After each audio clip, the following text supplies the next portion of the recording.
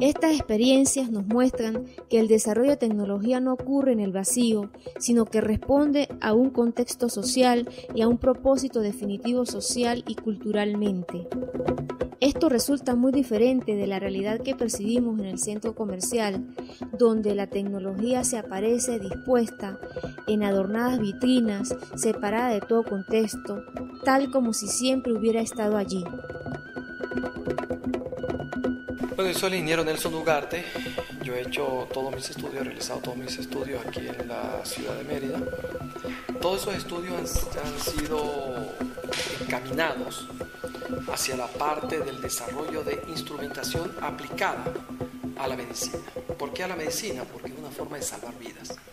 Ahora bien, el desarrollo que estamos haciendo actualmente, de la adquisición y procesamiento de la señal electrocardiográfica, consiste en sí en desarrollar un equipo que, más que adquirir la señal SG, o sea, el electrocardiograma como tal, lo que deseamos es adquirir la señal en un rango ampliado, es decir, en un ancho de banda que va desde 0,05 Hz hasta 300 Hz, mientras que la señal electrocardiográfica común, la señal electrocardiográfica estándar, se adquiere normalmente entre 0,5 y 120 Hz. Entre esas frecuencias, muchos de los parámetros que podrían determinar enfermedades, muchas de las enfermedades que existen hoy día, pasan desapercibidas.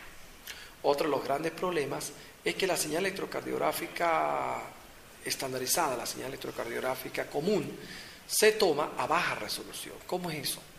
El número de muestras que se adquiere por segundo es normalmente, para la señal electrocardiográfica estándar, para los electrocardiógrafos comerciales, es de 500 muestras por segundo, y en los mejores casos hay electrocardiógrafos comerciales que solamente adquieren a 250 muestras por segundo.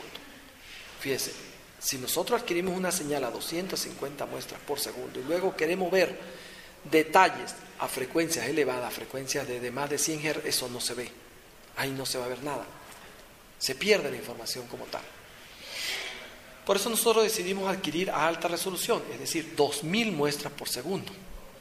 Y más aún, los electrocardiógrafos comerciales, de nuevo con la comparación básica, adquieren a 8 bits por muestra, es decir, la resolución misma que se puede adquirir de 8 bits por muestra. Eso me da aproximadamente 500 microvoltios de resolución luego de la parte de amplificación normal. Y 500 microvoltios no es suficiente para ver señales como, por ejemplo, las zonas de amplitud reducida que aparecen en el corazón previo o post a un paro cardíaco. Pero si usted esa señal adquirida, digitalizada, la lleva a un cálculo matemático, usted nota que esa definición no es suficiente para ver detalles pequeños. Por ejemplo, vuelvo de nuevo a lo de la zona de amplitud reducida, que es un indicativo práctico para problemas de cardiopatía congénita o cardiomiopatía en general. Eso es una... le explico. Cuando el músculo cardíaco que se encuentra normalmente trabajando es afectado, por ejemplo, por una falla de irrigación sanguínea, y parte de ese músculo comienza a morir, esa señal que se genera en ese pedacito de músculo es débil, y eso genera una afectación en la señal electrocardiográfica como tal, pero es una afectación sutil.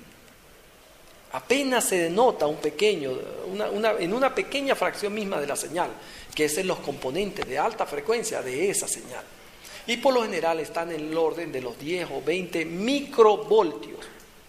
Si nosotros la vemos con una señal que tiene una definición de 500 microvoltios, no se va a ver. Por eso nosotros desarrollamos el equipo que, además de adquirir en un rango ampliado, adquiere con una resolución mayor. Pero no es solamente eso.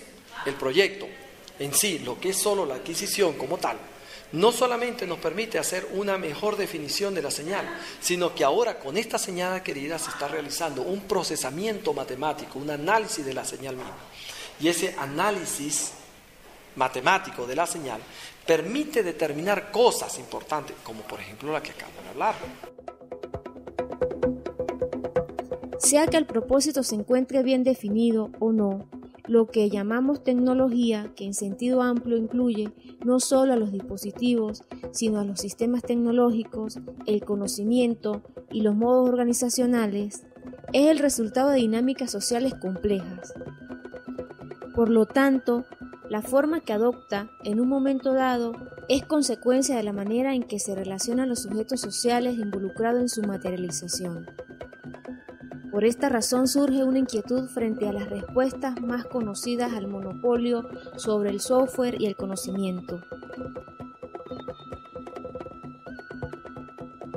En primer lugar, hacerlo en un software como software de Windows, software cualquiera de otras empresas, en el cual son software adquirido bajo patente, implica que el desarrollo que se haga está bajo una dependencia tecnológica de una empresa, que si esa empresa dijera, mire, no me conviene que usted saque eso al mercado porque yo estoy desarrollando un aparato parecido por otro lado, simple y llanamente todo el proyecto se cae. Ya por ahí es un problema, ¿ok? Aparte de eso está la parte económica. Este desarrollo está destinado a ser utilizado en los sectores menos favorecidos. ¿Por qué? Por ejemplo, una de las cosas que pretendemos detectar con este software son enfermedades del metabolismo del retardado. Fíjese que uno de los grandes flagelos es la cardiomiopatía.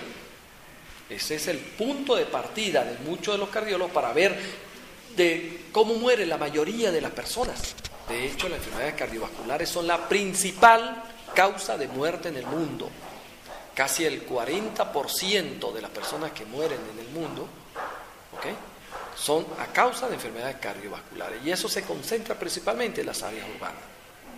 Pero más allá de eso, nosotros, aparte de la cardiomiopatía, que son daños que son visibles, son más fáciles de estudiar y que perfectamente bien nuestro sistema se puede dedicar para eso, nosotros queremos o destinamos nuestro proyecto más que todo a tratar de visualizar enfermedades de metabolismo retardado, como el mal de Chagas. ¿Cuál es el problema del mal de Chagas? Que es una enfermedad que pasa desapercibida. Una persona puede estar 10 años enfermo de Chagas y no sabe. ¿Cuándo se da cuenta de Chagas? Cuando ya el órgano se transforma en lo que llama un megaórgano, es decir, se ha recrecido tanto que se transforma en una enfermedad que ya no es curable. Entonces, en ese caso, la persona pasa solamente a un tratamiento de sobrevivencia mientras que muere. No es posible que eso llegue a esos límites. Mientras que la señal del daño cardiovascular comienza a aparecer prácticamente desde el momento en que el parásito de Chagas, el Trypanosoma cruzi, se aloja en la célula del músculo cardíaco. Entonces el miocardio comienza a generar ciertos efectos, pero efectos sutiles que no son visibles a simple vista, que es lo que el médico cardiólogo hace. Normalmente él visualiza la señal electrocardiovascular en 3 o 4 latidos adquiridas en su papel que de por sí es un papel costoso. Lo ve y dice, ok, el paciente está bien. Y pasó desapercibido que había una pequeña diferencia, una diferencia sutil que no se ve. Oye, él no es un Superman, no es una cosa otro mundo, que pueda, con vista analítica, que pueda detectar esos patrones, y mucho menos con equipos que de por sí no lo van a adquirir. Bien, entonces, ¿quiénes son los principales afectados de enfermedad de Chagas? Las personas que viven en el campo, pues son las personas que están expuestas al organismo transmisor que es el chipo o pito, que ya se comprobó que no solamente transmite la enfermedad desde el armadillo a las personas, sino que también lo puede transmitir a un perro, a un gato, a un caballo, y desde eso también a las personas. O sea que los medios de transmisión hoy día se han expandido. Ahora hay muchas formas de que la persona pueda llegar a contraer Chagas. Y de hecho ya se dice que hoy día hay más de 20 millones de personas enfermas de Chagas solo en América Latina, de los cuales detectados y bajo control en un hospital creo que están por menos de 4 millones de personas. O sea, personas que se han definido que están enfermas de Chagas, hay menos de 4 millones de personas en los hospitales. Entonces, nuestro desarrollo, por el hecho de ser económico, puede llegar a ser implementado en todas estas áreas. En el campo urbano, por supuesto, pues hay mayor cantidad de personas, pero puede llegar hasta el campo rural. Qué práctico sería que en el campo, en el pequeño ambulatorio rural o en el CDI cerca de las áreas rurales, se encuentre a la disposición un equipo de este tipo, de esta naturaleza, donde un análisis matemático le dice al médico, mire, existe la posibilidad o hay la probabilidad de que este paciente esté enfermo de Chaga o esté enfermo de esto o de lo otro. Esa probabilidad induce al médico rural, al médico probablemente sin mucha experiencia, a referir a este paciente hasta un centro urbano donde haya un médico especialista, un cardiólogo, que hará los exámenes pertinentes, los análisis ya más profundos de su estado de salud y determinará a ciencia cierta si esta persona o este paciente de verdad está enfermo de Chaga o es otra cosa. ¿Okay? Pero por lo menos genera un indicio. Más aún, estamos creando un software a partir de la tecnología, nuestra propia tecnología. Eso no nos impide para nada que nosotros podamos expandir nuestras capacidades o las capacidades del sistema que estamos desarrollando, por ejemplo, al uso de telemedicina. De ninguna manera puede ser lo mismo utilizar, modificar, distribuir y mejorar una obra de software para cualquier propósito que utilizarlo específicamente para el bien de las personas. Por eso, debe insistirse en que la libertad del conocimiento no termina cuando se garantiza la libertad de su uso, sino que se extiende hasta el umbral en el que el conocimiento ayuda para la constitución de sujetos colectivos, solidarios y plenamente conscientes de su papel en la historia. Si la tecnología sirve para garantizar relaciones sociales más equitativas entre los seres humanos, entonces puede ser concebida como tecnología que además de ser libre, sea también liberadora. Si no, puede convertirse fácilmente en un instrumento de opresión. Esto significa que un conocimiento que es profundamente libre se encuentre también libre de relaciones de explotación, porque no es un conocimiento pensado como una cosa en sí misma, como un bien de intercambio, sino como una cualidad que emerge de las condiciones de vida del ser humano.